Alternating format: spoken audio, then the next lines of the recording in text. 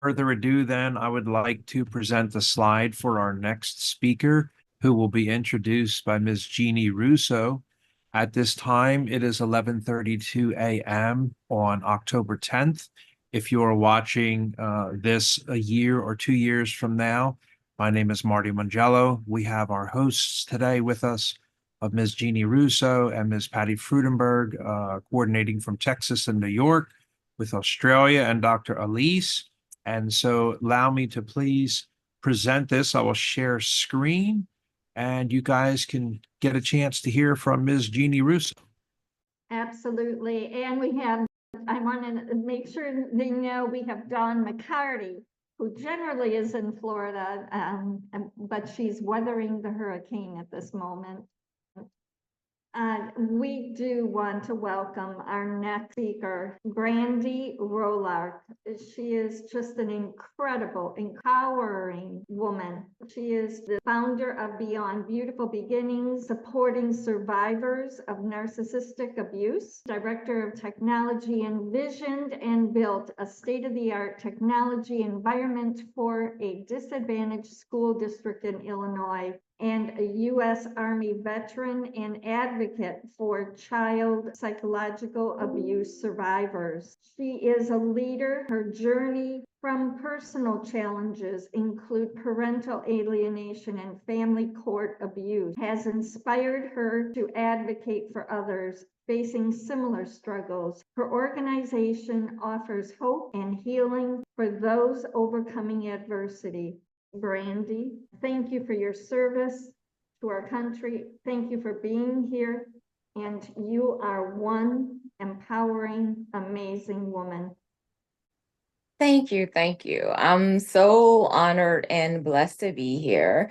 I did do a pre-recorded video because I wasn't sure due to circumstances if I was going to be here live. So without further ado, if Martin doesn't mind playing a video, and then I would love to jump into any questions or any comments anyone has. Yeah, I can do it. I have it right here, in fact, and more than happy to change the view just for a second. And then we did have one question that popped up. She said she was enjoying everything today so much, all of the featurettes. So yeah, here is actually the video.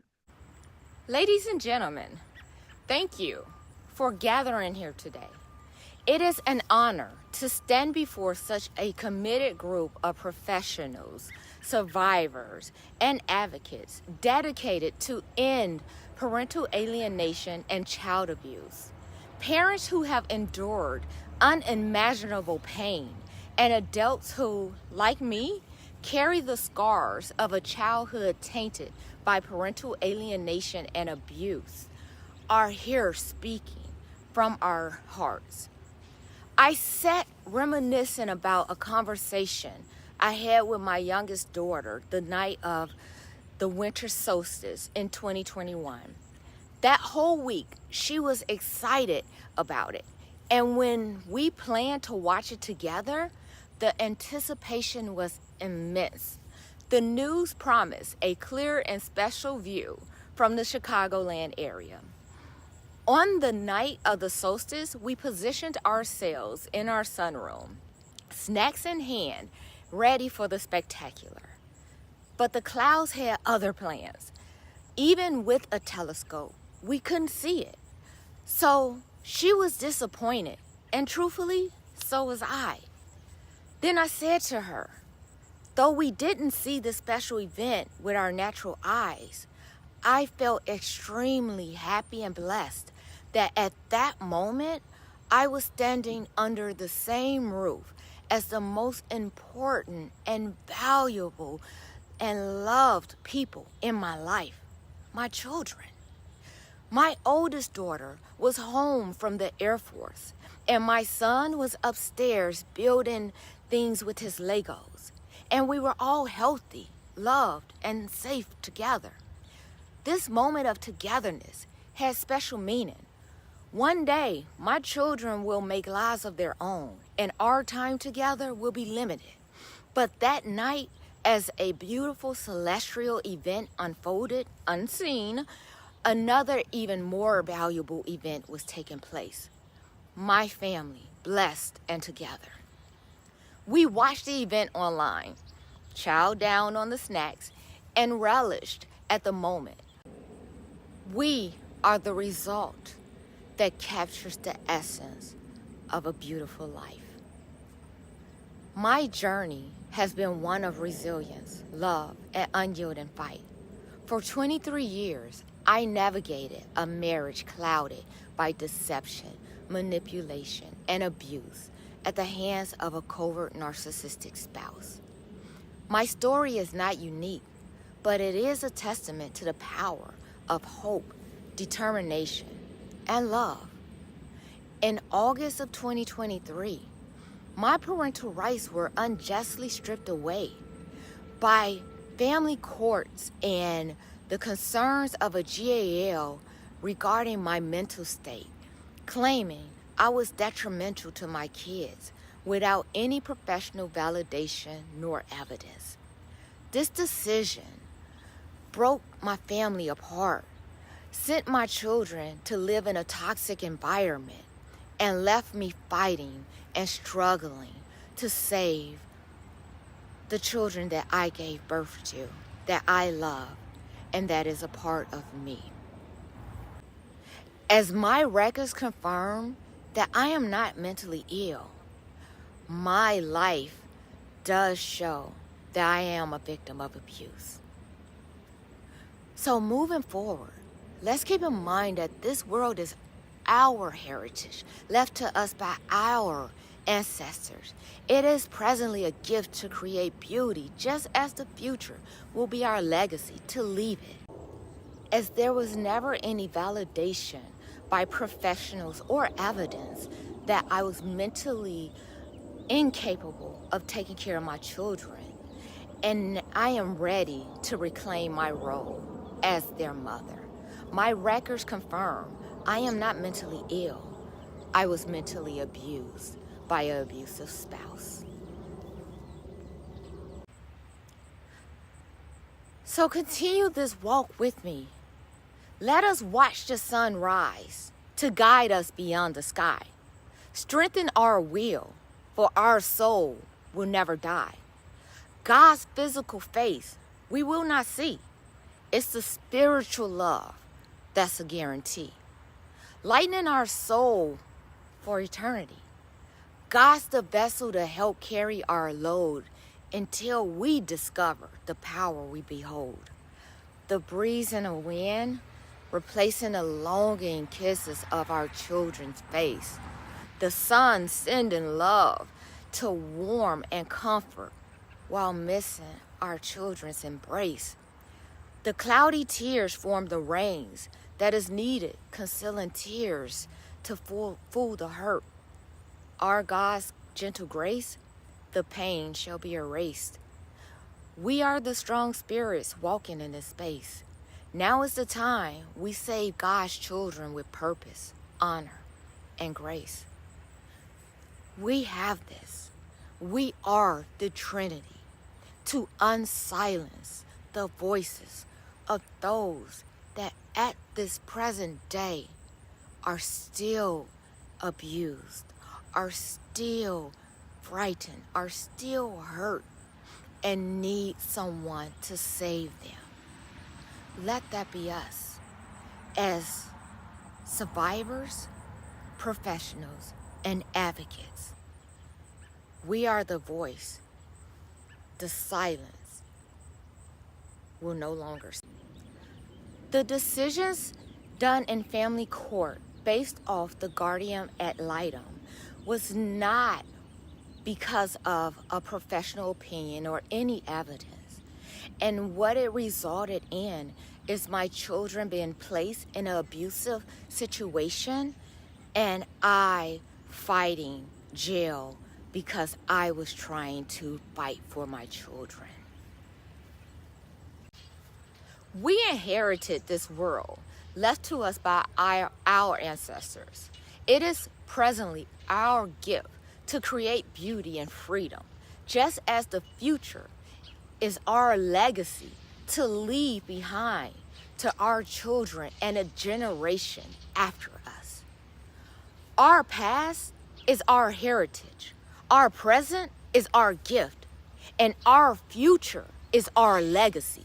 We are the ones to end child abuse, parental alienation, and corruption in family courts, DCFS, CPS, and more. We are the trinity that makes up the coalition of advocates, professionals, and survivors to save the children of the world. Today, we will unsilence the voices of the children that are being abused right now. There are millions of children and adults painfully dying from this epidemic. As we know, with any corruption, to do nothing is to let it spread. To fight with honor is to find strength to let corruption die. Those wishing for hindsight 2020 will never find their true path forward. A winner conquers their losses. A loser squanders their winnings. Today, I stand before you, reminded of the collective power to transform lives. Today and together, we can break the cycle of alienation and abuse. Together, we can empower the next generation to rise above and thrive. Beyond the shadows, we will find our beautiful beginnings and build a future grounded in love, respect, empowerment, and freedom. Watch the sun rise to guide you beyond the sky. Strengthen your will, for our soul will never die. God's physical face we may not see. It's the spiritual love that's a guarantee. Lightening our soul for eternity. God's the vessel to help us carry until we discover the power we behold. The breeze and the wind replacing the longing kiss of our children from their faces. Beyond the shadows, we find our beautiful beginnings and build a future grounded in love, respect, and empowerment and freedom. As we watch the sun rise to guide us beyond the sky, we will strengthen our will, for our souls will never die. God's physical face we will not see. It's the spiritual love that's a guarantee. Lightening our soul for eternity, God's the vessel to help carry our load until we discover the power we all behold. The breeze and the wind replacing a longing for our children's kiss upon thy face.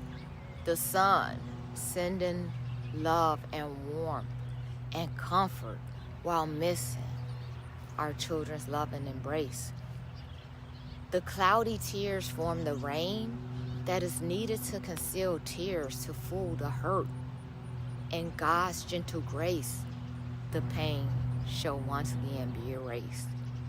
We are strong spirits walking in this space. Now is the time we save God's children with purpose, honor, and grace. Thank you. Thank you for taking the time. Thank you for forming a trinity of survivors, advocates, and professionals that together we will make a difference and we will save our children. Thank you. So as we continue to embark on our journey to eradicate parental alienation, child abuse, and domestic violence, let's keep in mind that our mission is to fight and create more memories for children to need this and not that. Thank you. Take care. So I would like to say thank you again. Thank you. And let's continue to be the reason why children have memories that include moments like this at the park with laughter, love, and joy, and not a necessity for moments like this. Again, thank you for listening. Thank you for being a part of this amazing opportunity and this amazing journey to heal,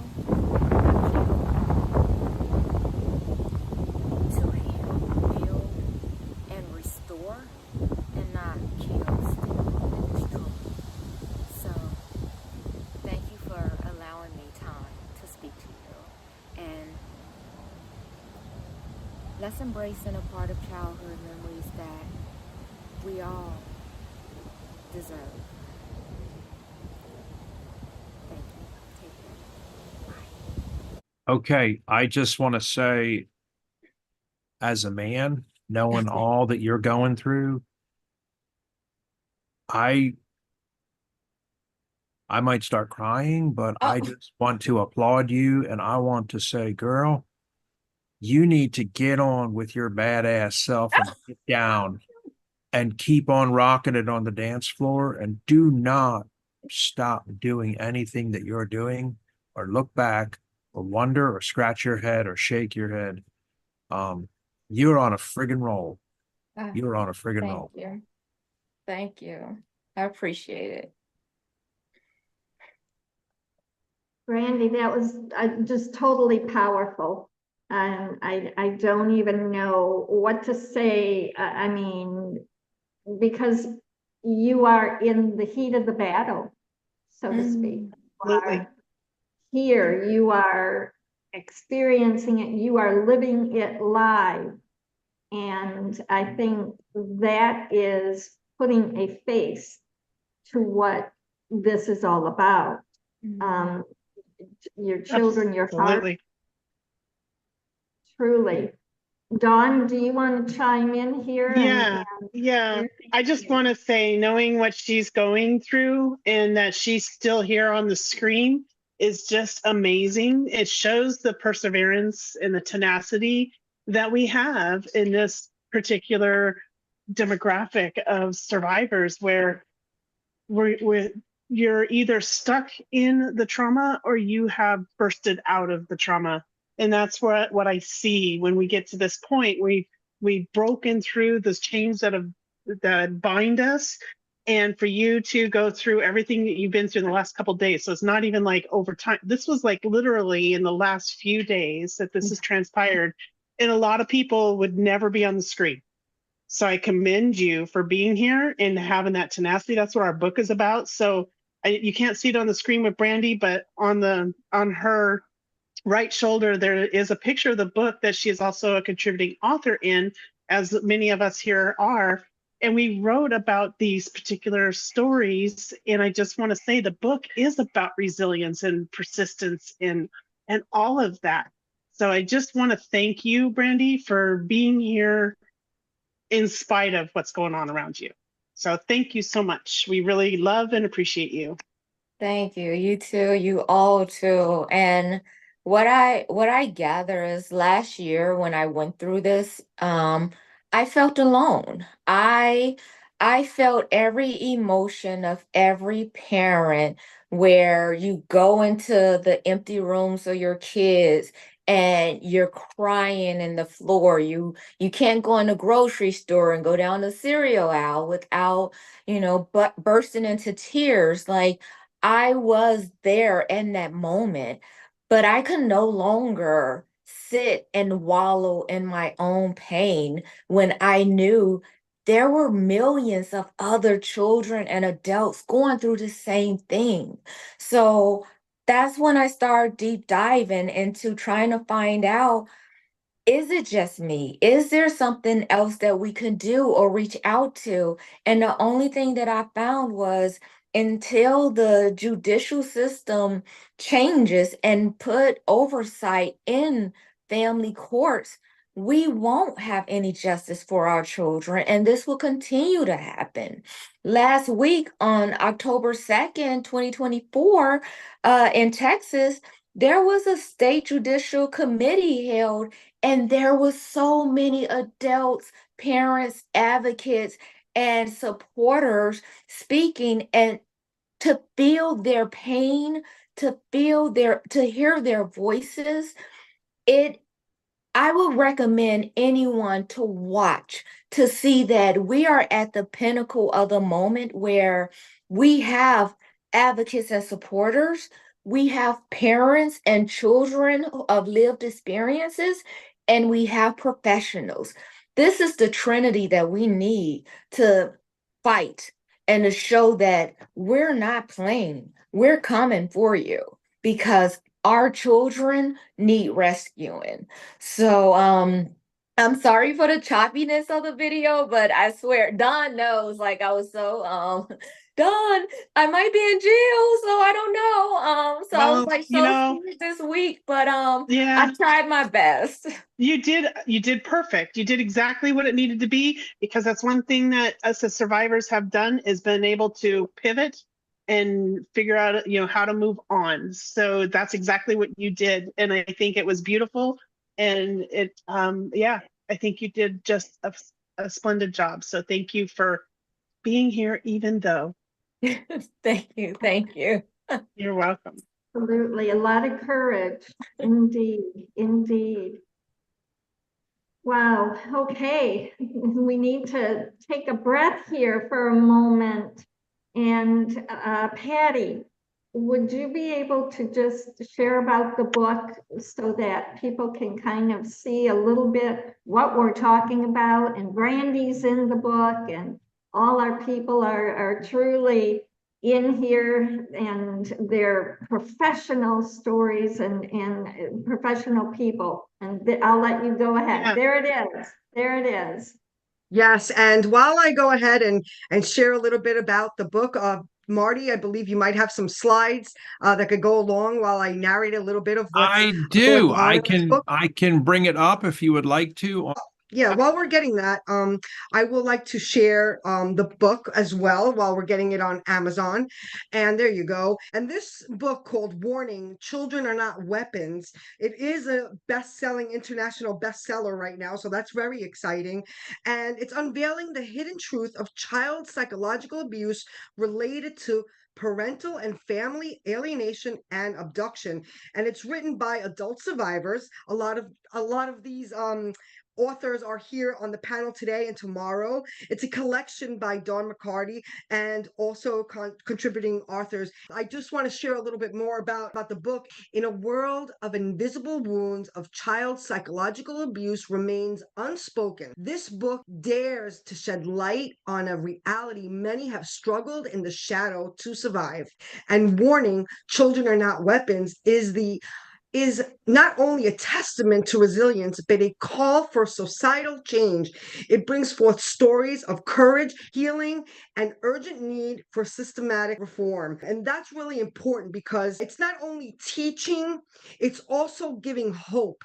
It's giving hope and a voice. And, this is trailblazing, which is not easy, but it needs to get in the hands of those who are making decisions to these children, which is attorneys and doctors and also parents. Let them rethink. If they're the ones that are the offender, let them rethink. And even the parent, like we had earlier, Joanne, even if you're a parent and you're or Brandie, again, it's giving you hope and strength and faith that we are not going away.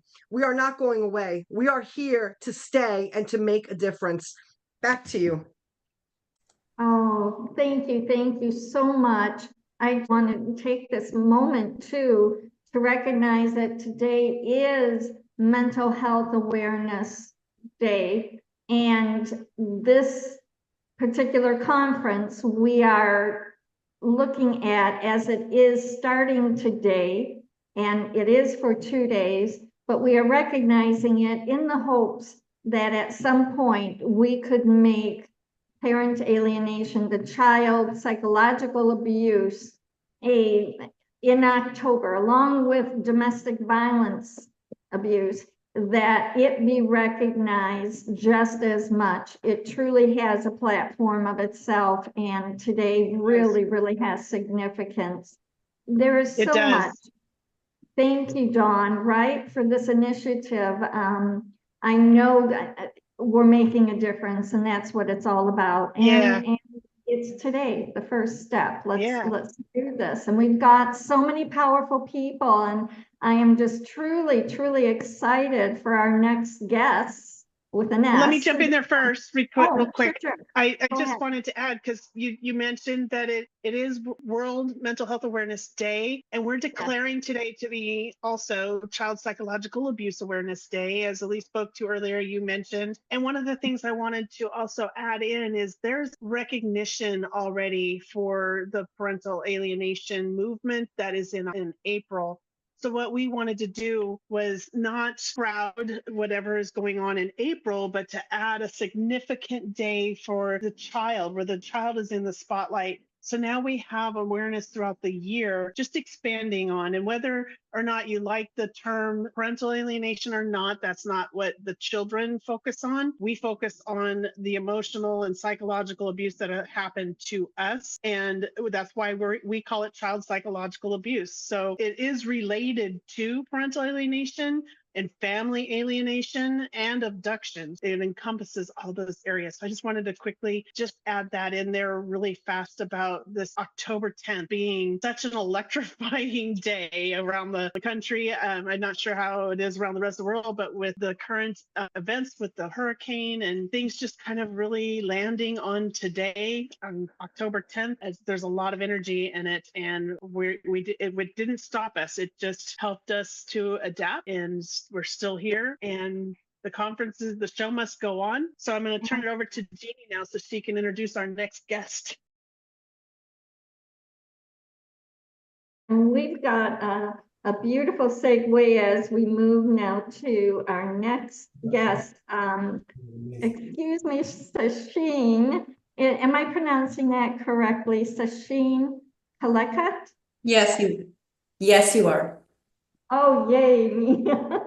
I did not want to mess up your name, if you would. I have definitely, it's so wonderful to see the empowerment and the various individuals coming forward with regards to their story.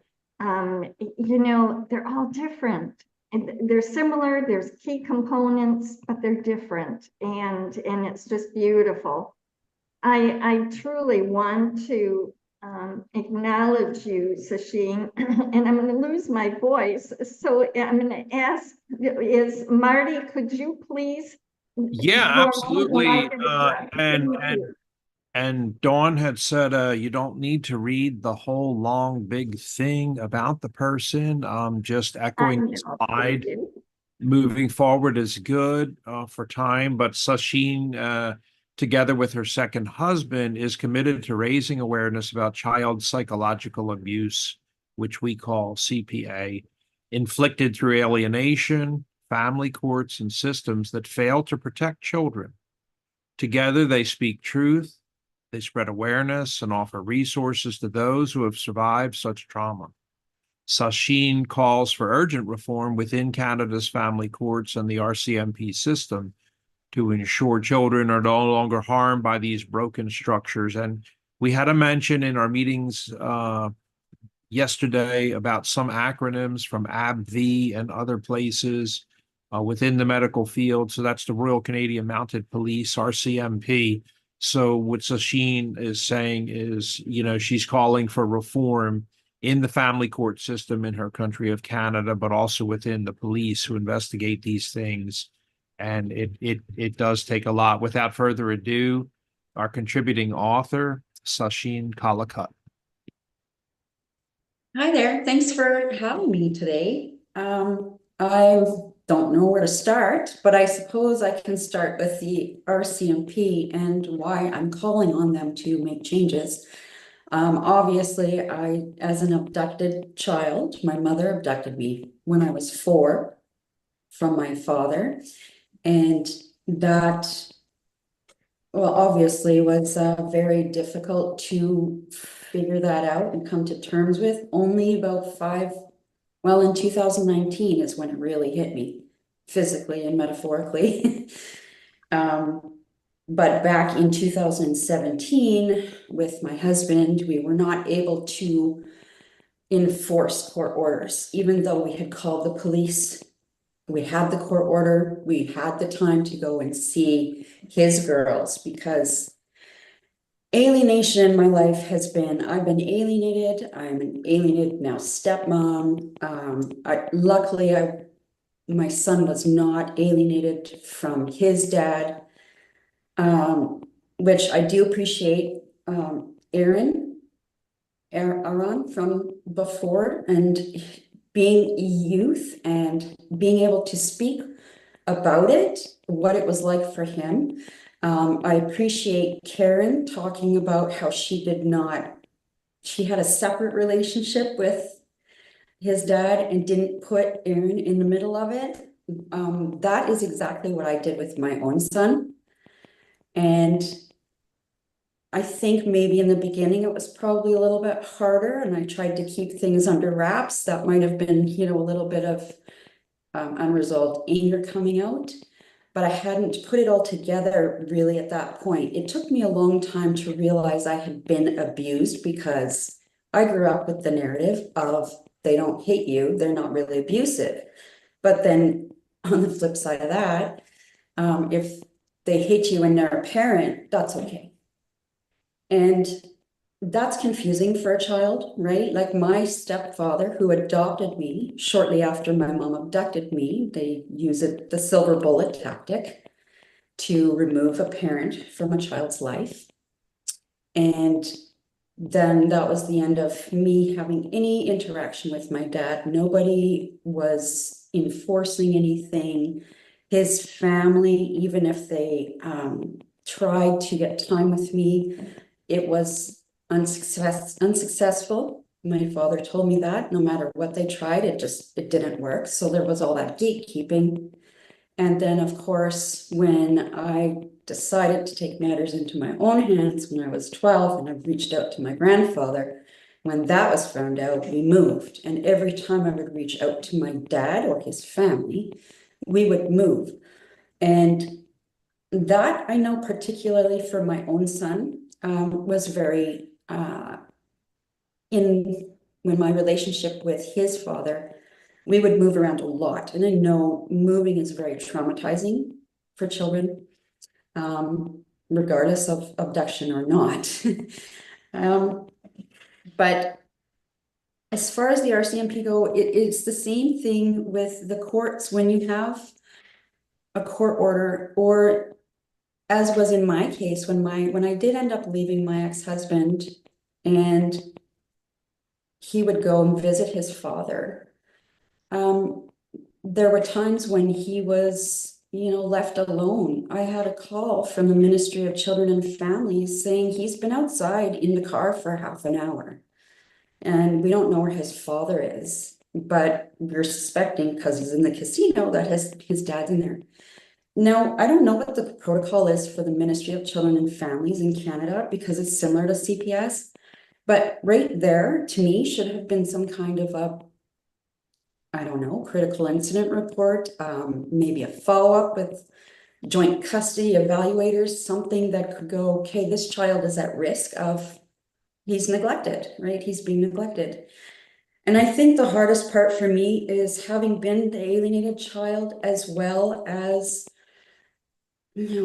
fleeing domestic abuse. When I realized what it was, there was nothing for me. There was no support, right? It was, I can either alienate my son. It was very black and white. I can either alienate him, or I can keep sending him, which is what I chose to do, because his father wasn't physically abusive. And I know I'm talking about that, but this is part of the stigma that we need to break. We need to break that abuse is just physical. It isn't. There are wounds, right? There are behaviors, there are patterns, there are, if you learn the tactics and all the red flags, then everybody should be educated. and learn what these are, because that's the only way that we're going to be able to protect these children going forward. And if there's nobody there to help these kids, like even for me, when I was a single mom and I was raising my son, I didn't have many male role models for him. I didn't have support. I didn't have, even my mom and my stepdad, they really didn't want to have anything to do with helping raise him. The whole idea of, well, I already did my time doesn't really work in family dynamics, right? Like everybody needs support. And unfortunately, I think a lot of that, because he didn't have strong male role models in his life, and he's got Asperger's, so he's autistic, highly vulnerable to being influenced in this transgender movement. And that's what happened. And I did work for Canadian Mental Health Association before I ended up breaking myself. And I say that because when the trauma becomes so much and your body collapses, it forces you to have to really reevaluate everything in your life. Because if your body stops working, what people don't understand, I suppose, is that the subconscious programming that we get through childhood is always playing in the background. It's always on, right? It's like you have 2,000 tabs and you can get rid of one and then two more are going to pop up sometime, right? Because you're triggered with something out there, or if your environment, you grew up and you weren't feeling safe, you're always running around looking for threats or dangers.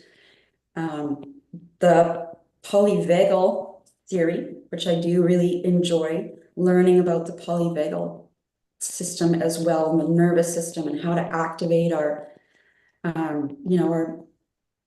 natural calming. Words are fleeing me today, but the sympathetic nervous system that has always been activated we need to train our systems down to go more into the parasympathetic nervous system, right? Like the baseline that I was living at was obviously here. And when my dad finally announced that I was the daughter that was taken from him, when he said that, 1 month later, my baseline, it couldn't handle it. And I dealt with paralysis. And that's a pretty scary thing. When your body actually gives out because of all the psychological harms, you're not going to put it together. You're going to go to the doctors. You're going to have, medications. They're going to say, oh, here's what you have. You're going to have all of these things, but the chronic pain or the chronic issues are underlying. Your body's talking to you. It's trying to tell you something. It's a warning system. And it starts with just little things, when I was in my 20s, actually, no, when I was pregnant with my son, my panic attacks started. I started having panic attacks in the middle of the night, and they went on for years. I remember waking up feeling like I'm dying because I would have these panic attacks, not knowing, well, what's happening, right? And normalizing it because I'm like, well, it runs in my family. Not understanding it has come from all these years of hypervigilance and physical harm, verbal harm, emotional neglect, babysitting my brother from the age of 11 years old overnight. And he was asthmatic as a child, right? He was asthmatic. So now I'm responsible for this child at 11 years old, and who was only 3 at the time, right? 3.5. My parents are out and they're, and I'm raising my brother. And I did that most of his youth. And when I did leave him, when I left and I had to leave him there were a couple of years later when he actually told me, I was mad at you for leaving. And I'm like, sorry, but I had to get out of there. I wanted to run away when I was 16 years old. And if my mom hadn't found out and dragged me back home, I was going to run away because I was tired of moving all the time. I was tired of, excuse me, I'm getting emotional. Oh my goodness. No, take your time. Take your time. This is, if you need a glass of water, please, by all means. There's You get tired of it. yes. Yeah, I Truly. can And sympathize. I moved 26 times in 21 years across 2 oceans and 3 continents. And this is the longest I've ever lived anywhere on Earth right now.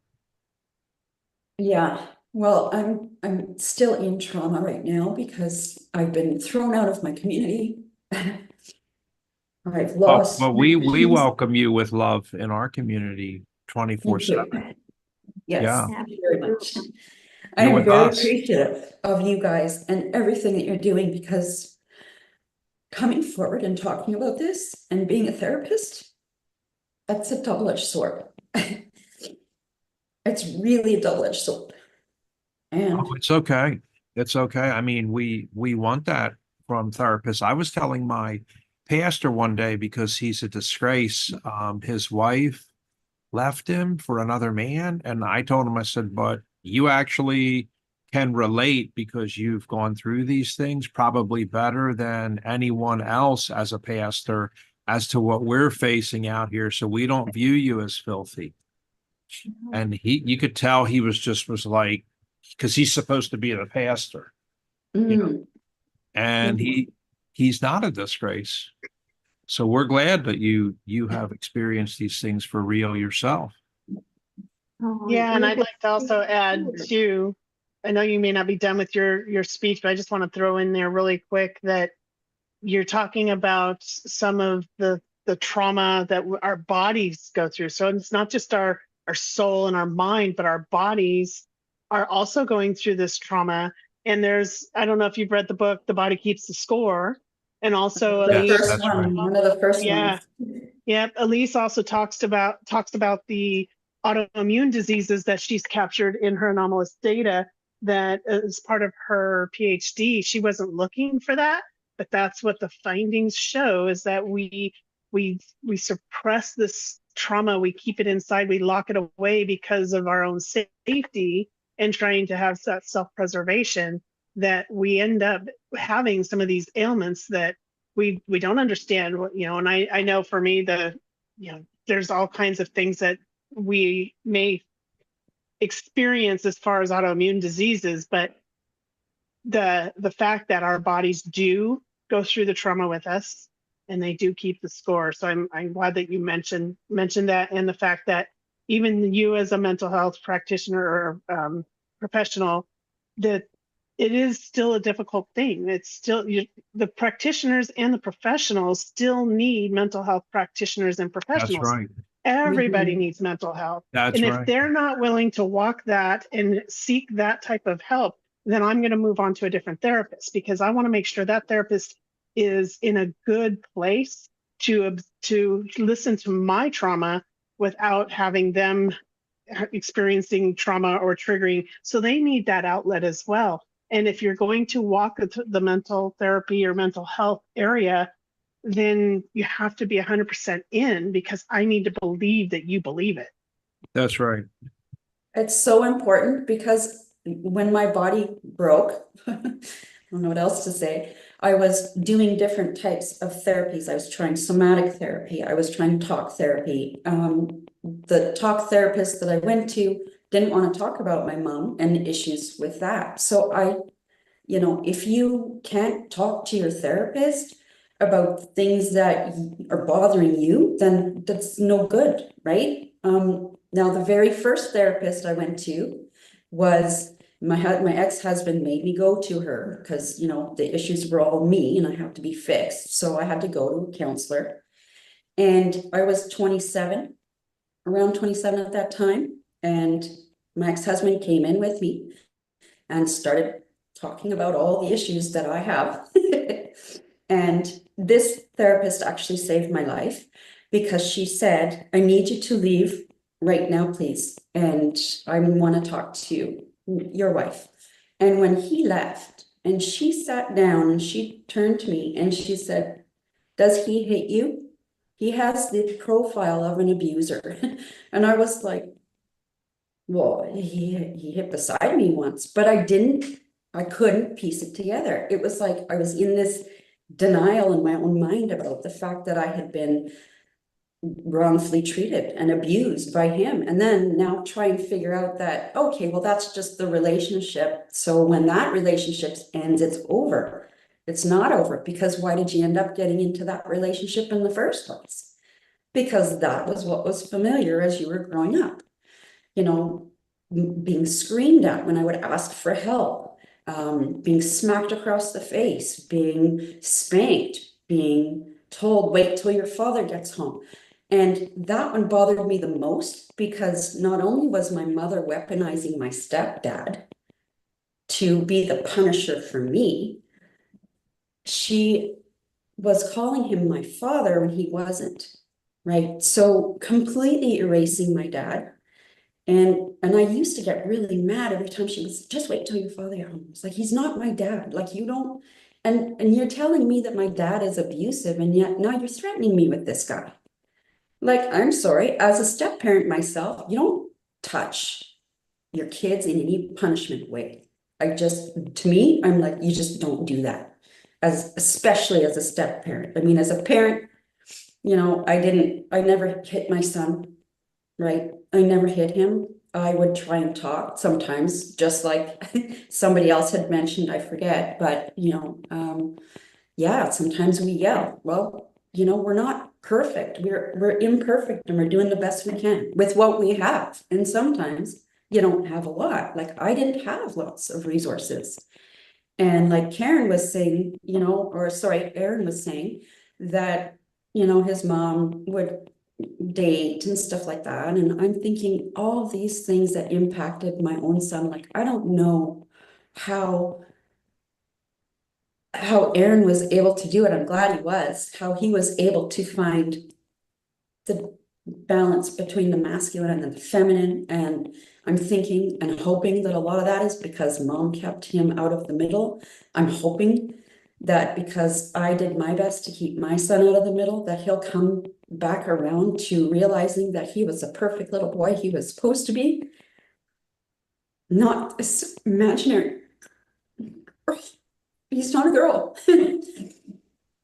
I just can't even believe there are people out there encouraging this.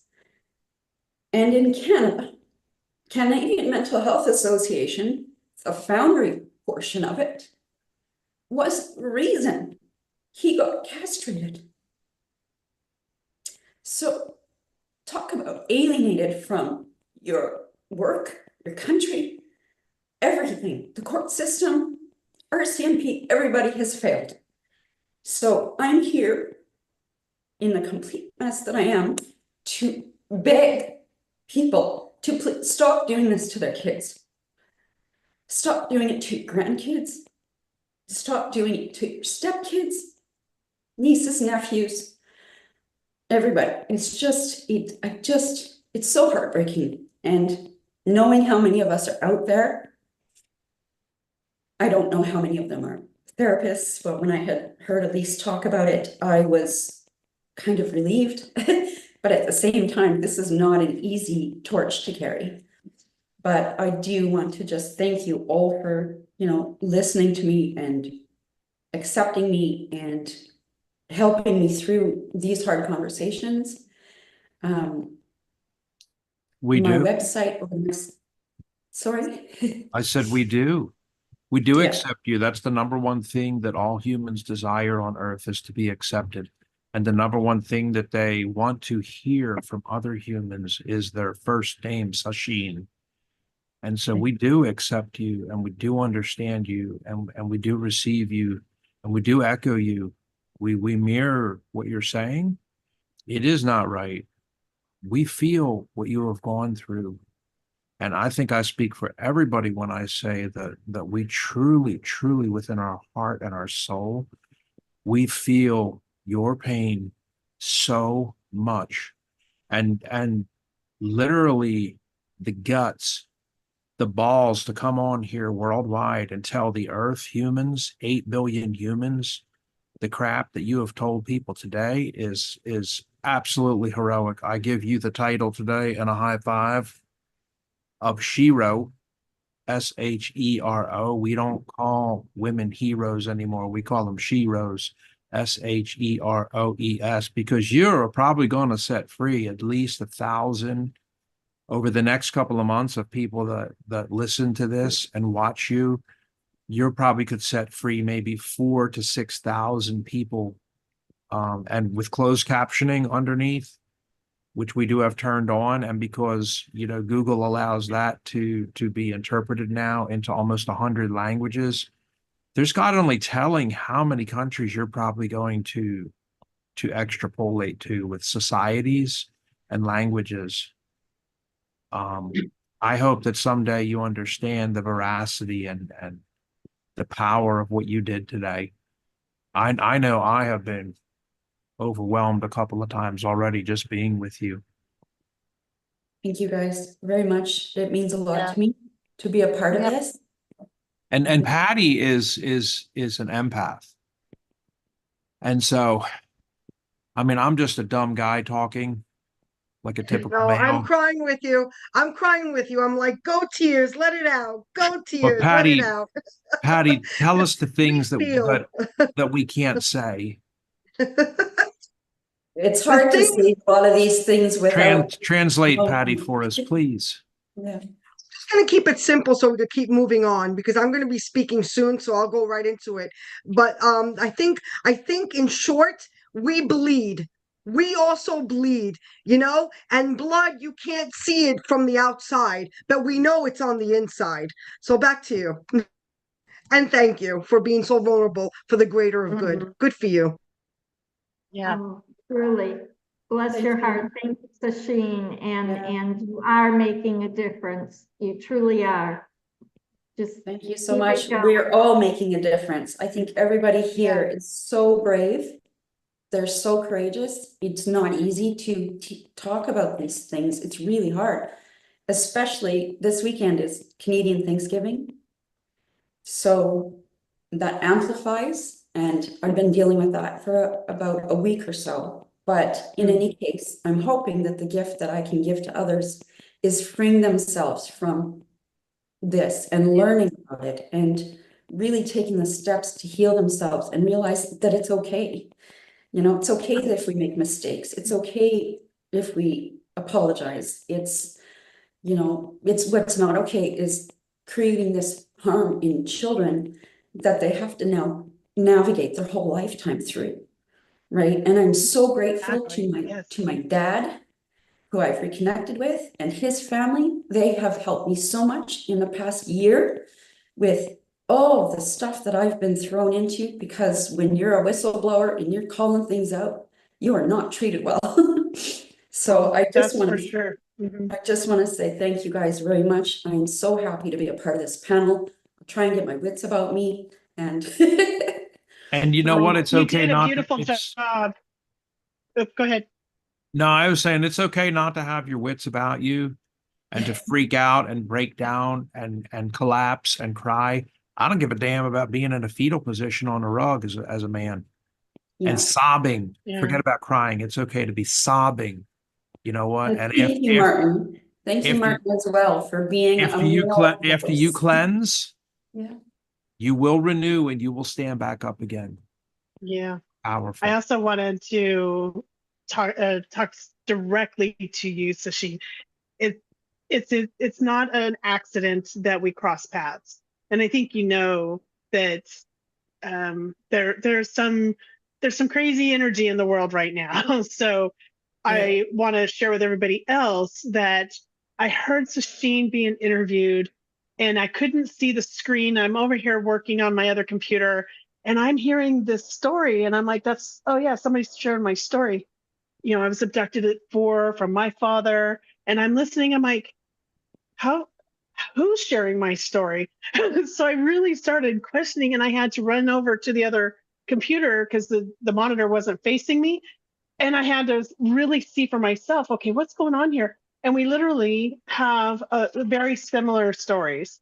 And I thought it was like, wow, there's not very often you can find people with that similar of a story. Now I have it with you, and I also have it with Elise, which you also share as well, because we were both abducted from our parents at a very young age. And that is one of the things about her research is the abduction part under the age of of 8, I think it was, is very significant in the severity. So I just want to thank you for coming forward and being a voice for the abduction part of this child psychological abuse, because it is an extreme form of it. And, there's the more of us that come forward, we're going to hear more from some others tomorrow that have also experienced the abduction piece. Unfortunately, I'm not going to be speaking today as originally planned because of the hurricane, but I will be back in speaking tomorrow. And good news, power's on. So I will get myself ready for panel discussion later. But thank you, Sacheen, for coming and sharing. And it was kind of last minute, and I appreciate that you were able to join us.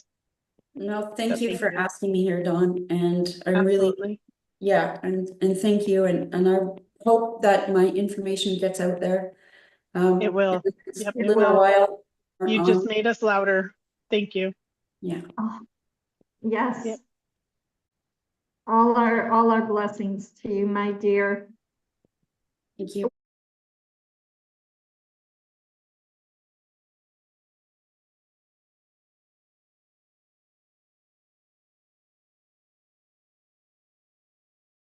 Dr. Elise Price-Tobler has completed 2 twin PhD studies. The first is called Working with Adult Child Survivors of Severe Parental Alienation Abuse, Survivors and Mental Health Practitioners' Perspectives. This delves into the complex challenges regarding current treatments within this field. She conducted a thorough international study involving interviews with adult child survivors of severe psychological abuse and 10 of the world's foremost expert mental health practitioners specializing in severe parental alienation and abduction.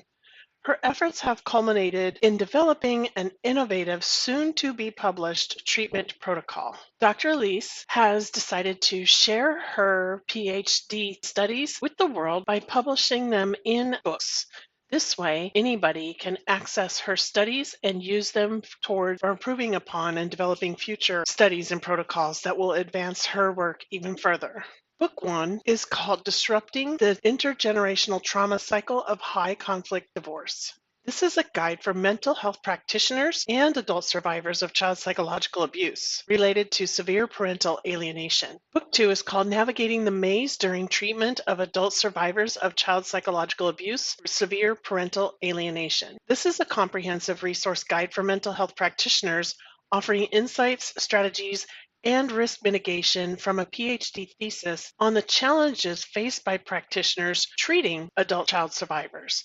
Book 3 is coming soon, which will be the treatment protocol based on her research studies.